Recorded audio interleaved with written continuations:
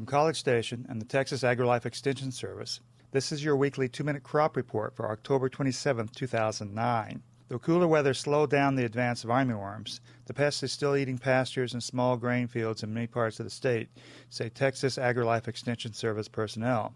Dr. Noel Troxclair, AgriLife Extension entomologist based at Uvalde, said the slowing down means less damage to crops and pastures. Yeah, there are places where there's still an issue, and the cold weather does slow the growth of the armyworms down. But when we go through these cycles like this, where they get cold and then they warm back up, they'll start eating again, and they'll continue their development, although it will be at a slower rate.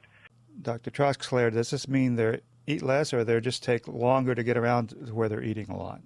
The thing that you can take into consideration is any time that they slow down in their development, they're out there for a longer period of time, subject to predation, parasitism, diseases, all those factors in nature that tend to reduce their numbers.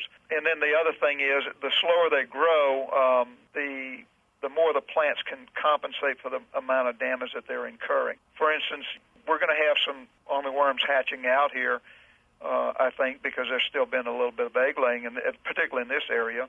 But those larvae are going to take longer to hatch. Instead of 3 days, they'll probably take 5 days to hatch with the cooler temperatures. And then those larvae, instead of taking 3 weeks to develop through the whole 5 instars on average, it's going to probably take them more like 28 days or something like that.